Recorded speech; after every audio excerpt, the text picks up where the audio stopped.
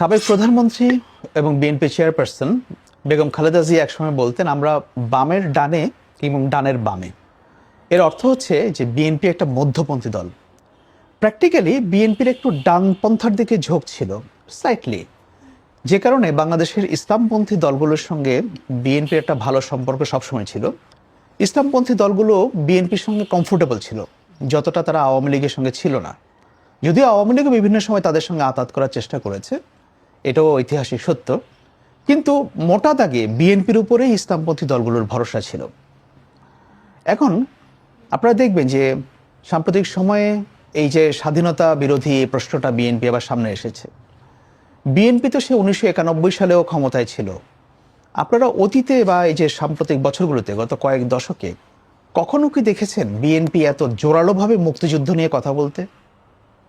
আমি কিন্তু দেখিনি। অথচ বিএনপিতে যদি আপনি সংখ্যা হিসাব করেন, মুক্তিযোদ্ধার সংখ্যা মাঠ পর্যায়ে বিএনপির নেতাদের মধ্যে আওয়ামী লীগের চেয়ে বিএনপিতে বেশি।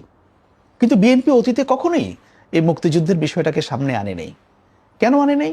এটাও পরিষ্কার, কারণ বিএনপির যারা জোটসঙ্গী ছিল তাদের সঙ্গে একটা হয়তো অস্বস্তিকর পরিবেশ তৈরি হতো, সেই জন্য বিএনপি আনে নেই। প্রশ্ন হচ্ছে এখন কেন বিএনপি এই যে মুক্তিযুদ্ধ প্রসঙ্গটাকে খুব সামনে আনছে? এটার একটা বাস্তব কারণ আছে যদি আপনি বিএনপির দৃষ্টিভঙ্গি থেকে দেখেন। সে কারণটা কি একটু ব্যাখ্যা করি।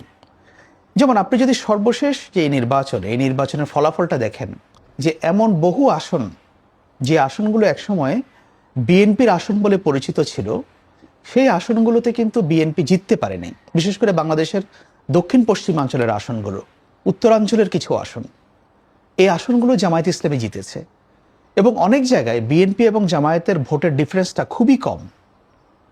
এবং যেটা অনেকেই ধারণা করছেন বা বোঝা যাচ্ছে যে এই নির্বাচনে বিএনপি যে প্রায় 50% ভোট পেয়েছে, এই 50% ভোটের মধ্যে আওয়ামী লীগের কিছু ভোট আছে, আওয়ামী লীগ সমর্থকদের, যারা হয়তো আওয়ামী লীগের একেবারে অ্যাক্টিভিস্ট না, বাট সফট আওয়ামী লীগের, আওয়ামী লীগকে সমর্থন করে, নিরিবিলি থাকে, তারা বিএনপিকে ভোট দিয়েছে।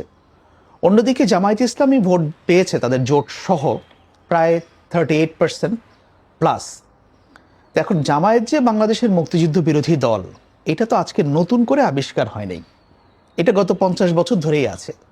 এই ব্যাপারটা থাকা সত্ত্বেও জামায়াত 38% ভোট পেয়েছে।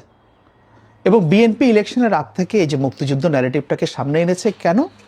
যদি বিএনপি সেটা সামনে না আনতো, তাহলে আওয়ামী লীগের যে ভোটটা তারা পেয়েছে, অনেকে ধারণা করছেন যে এই সংখ্যাটা হয়তো হার 10%, 15% পর্যন্ত হতে পারে।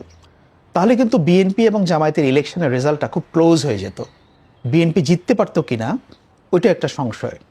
আর সামনের দিনগুলোতে যদি আমরা তাকাই, সেখানে দেখব যে যদি আওয়ামী লীগ বাংলাদেশের রাজনীতিতে প্রপারলি ফিরে আসে, নির্বাচনী পলিটিক্সে ফিরে আসে, এই যে বিএনপি এবার যে ভোট পেল, এখান থেকে বিএনপির ভোট কমে যাবে, তাহলে বিএনপি হয়ে যাবে বাংলাদেশের 3 নম্বর পলিটিক্যাল পার্টি। মূল কন্টেস্ট চলে যাবে জামায়াত এবং আওয়ামী লীগের মধ্যে।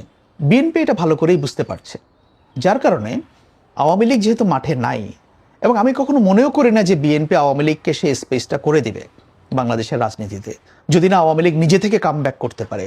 সো ওই জায়গাটাতে বিএনপি চাইবে আওয়ামী লীগের ভোটটাকে তাদের দিকে রাখার জন্য। এই কারণে মুক্তিযুদ্ধের ন্যারেটিভটাকে বিএনপি সামনে নিয়ে আসছে। এটা তাদের পলিটিক্যাল এক্সিস্টেন্সের কোয়েশ্চেন। সুতরাং আমরা যে যাই বলি না কেন, যদি আমরা রাজনৈতিক দৃষ্টিভঙ্গি থেকে চিন্তা করি, বিএনপি হয়তো তার জায়গা থেকে মোর অর লেস রাইট। পরিবর্তিত রাজনৈতিক পরিস্থিতিতে এখন ভিন্ন সমীকরণ দাঁড়িয়ে গেছে। এই কারণে মুক্তিযুদ্ধের ন্যারেটিভটা বিএনপির সামনে আনছে। যদি বিএনপির দৃষ্টিভঙ্গি থেকে আপনি চিন্তা করেন, হয়তো ব্যাপারটা ভুল না, কিন্তু কতটা ভুল বা কতটা শুদ্ধ, এটা বোঝা যাবে সামনের দিনগুলোতে।